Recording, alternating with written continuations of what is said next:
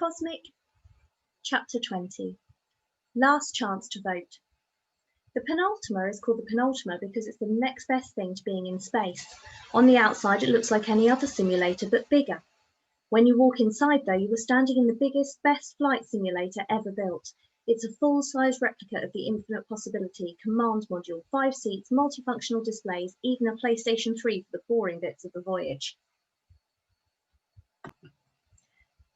You can tell they think it's going to be a major attraction because it's right in the middle of the Infinity Dome and the queuing lane is about a mile long.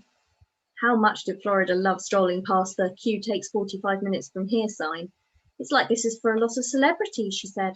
I read that they opened Chessington World of Adventures early once, especially for Brad Pitt and all his kids. We spent the morning on the penultima learning how to guide a rocket through re-entry. Of course, said Dr. Drax. On the big day, all that will be taken care of by those clever people down at Drax Control, but we want you to learn how to do it just in case. There was a monitor shaped like a window. You could see the Earth with clouds and seas rolling across its big curvy face. As the Earth got bigger, you could just make out the glowing border of space and the atmosphere. Mr. Bean showed us what to do. Think of that glow, he said, as the flap of an envelope. Just slip under the flap and you're on your way home. It's as simple as that. It's all about the angle. Max, you're first. Max stepped up to the control panel and tried to steer us in. There was a kind of arrow on the screen to show the angle. What you had to do was keep the front of the module lined up with it. Max would probably have been all right if his dad hadn't been standing over him saying, "Steady, Max, steady," over and over. The more he said it, the less steady Max got. Until suddenly, just as the glow was getting clearer, everything changed. The Earth spun round, continents and oceans whirled into each other. Then the entire planet completely vanished and everything was black. Now you see what's happened here, said Dr. Drax, is that Max didn't get the angle just right. I told you to watch the angle, snarled his dad. Why didn't you watch the angle? And as a result, said Dr. Drax, the rocket has bounced off Earth's atmosphere, a bit like when you skim a stone off the surface of the sea. My father, by the way, was rather wonderful at skimming stones. His record was 20 bounces. Through the window, there was nothing but blackness punctuated by stars as we rocketed further and further into space. Florida said, "Can't we reverse?" "Not now, we're drifting out of control." "But we'll stop in the end. Everything stops in the end." "Not in space. In space you just drift on forever."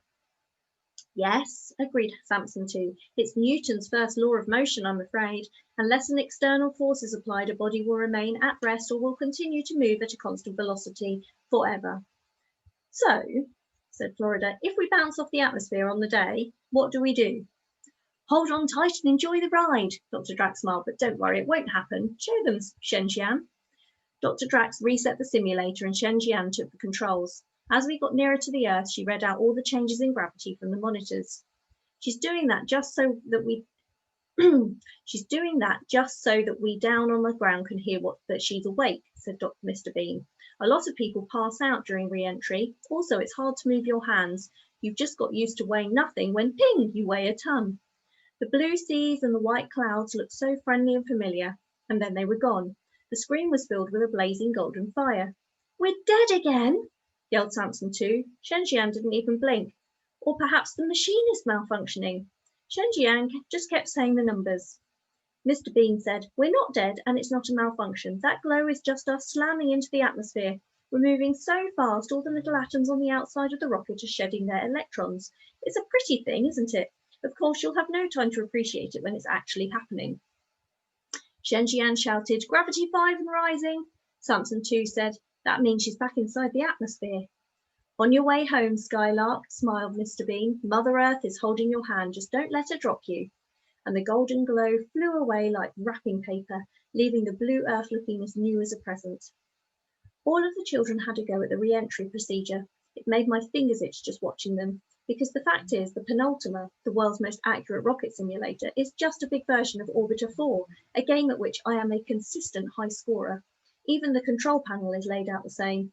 Re-entry is a task you have to master to get past level 7 on Orbiter 4. I was twitching to play, but the other dads didn't seem to be paying any attention at all.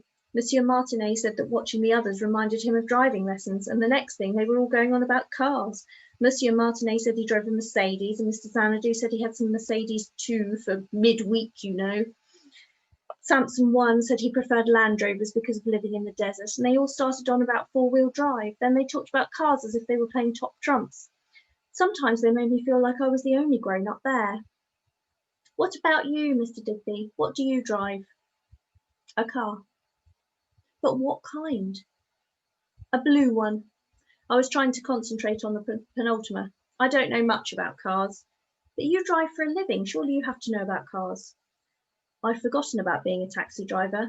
I said, it's more about knowing your way around town, really. The car it's just the tool of the trade, really.